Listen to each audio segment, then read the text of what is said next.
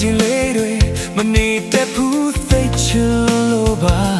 ပြန်ခဲ့ပါချစ်ရဲ့ပြန်ခဲ့ပါချစ်ရဲ့မိသားရဲ့ခဲ့ဘူးတဲ့ငါကိုဘာကြောင့်အကြောင်းပြချက်တွင်ပေးလုံးမိန်နိုင်မို့တော့မလွယ်ပါဘူးသိချင်လို့ပါရင်တဲ့သိလွမ်းနေရင်တဲ့သိလွမ်းနေ